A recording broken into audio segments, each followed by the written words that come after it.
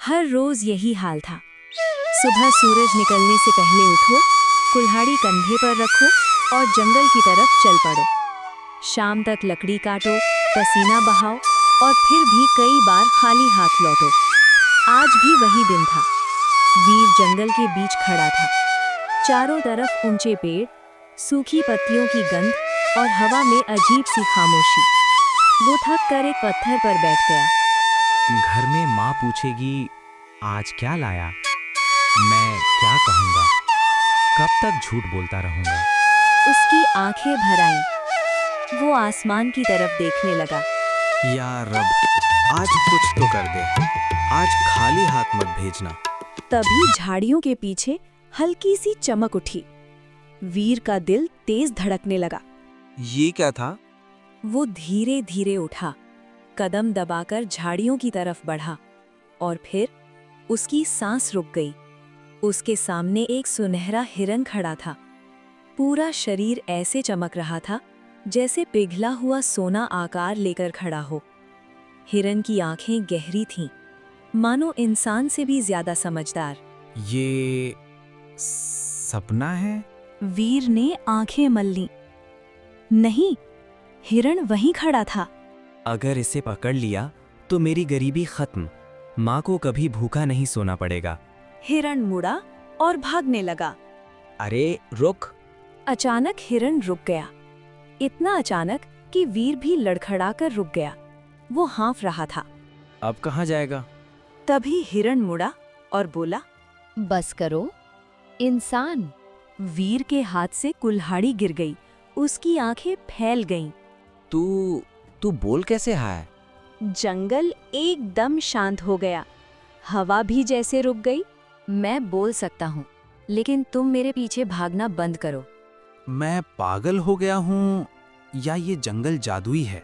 अगर तुम मुझे छोड़ दोगे तो मैं तुम्हें वो बताऊंगा जो कोई इंसान नहीं जानता। वीर चुप रहा।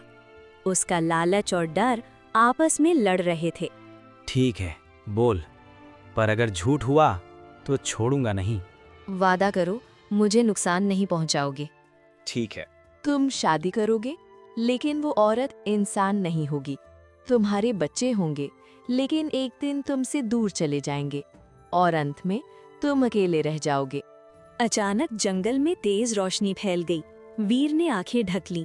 जब रोशनी गई, हिरन गायब था। वीर देर तक वहीं खड़ा रहा। सब वहम था। हाँ, वही होगा। रात। वीर चारपाई पर लेटा था। माँ गौरी चूल्हे की राख समेट रही थी। आज कुछ मिला? हाँ, थोड़ा। माँ मुस्कुराई। रब भला करे। वीर करवट बदल गया, आंखें बंद की और वही सुनहरी चमक फिर दिखी। सुबह की हल्की धूप झोपड़ी की दीवारों पर रेंग रही थी। वीर उठ चुका था, लेकिन उसका मन भारी था। रात भर वो करवटें बदलता रहा। हर बार आंख बंद करता, वही सुनहरा हिरण, वही भविष्यवाणी। वो कुल्हाड़ी उठाता है और जंगल की ओर निकल जाता है। सब बकवास है। जंगल आज अलग लग रहा था। हवा में अजीब सी नमी थी। पत्तियों की सरसराहट धीमी थी। वीर एक पेड़ के पास रुकता है और कुल्हाड़ी चलाने लगता है।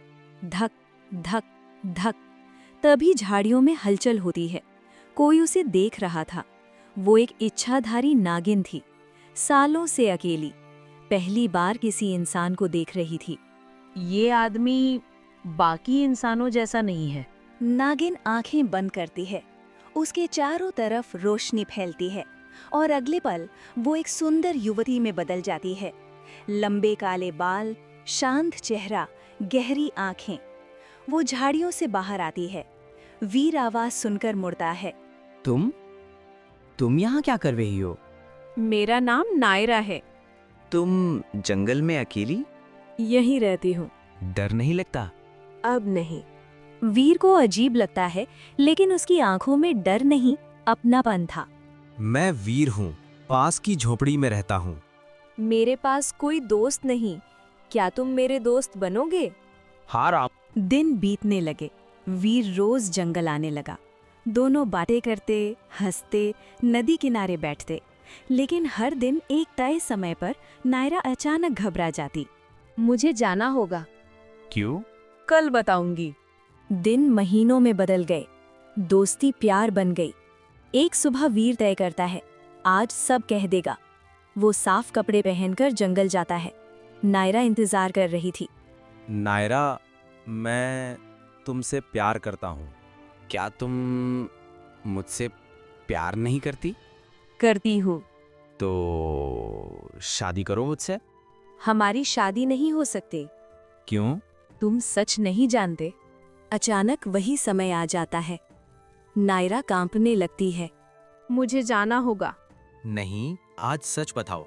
उसके शरीर से तेज रोशनी निकलती है और अगले पल वीर के सामने एक विशाल नागिन खड़ी है। सांप? डरो मत, मैं ही नायरा हूँ। तुम नाबिन?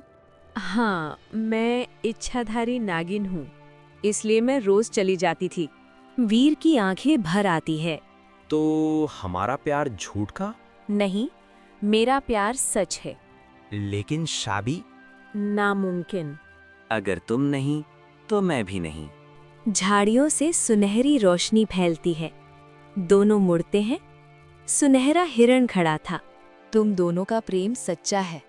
तुम फिर? सच्चे प्रेम की मदद करना मेरा धर्म है। मैं तुम्हें एक रास्ता बता सकता हूँ, लेकिन आसान नहीं है। हम सब सह लेंगे। बस हमें अलग मत करो। जंगल के अंदर एक सुनहरा पेड़ है। उसका फल अगर नायरा खा ले तो वो हमेशा इंसान बन जाएगी। अगर गलती हो गई तो? नहीं होगी, मैं वादा करता हूँ। तो जाओ, प्यार निभाने का नाम है। तेज रोशनी फैलती है।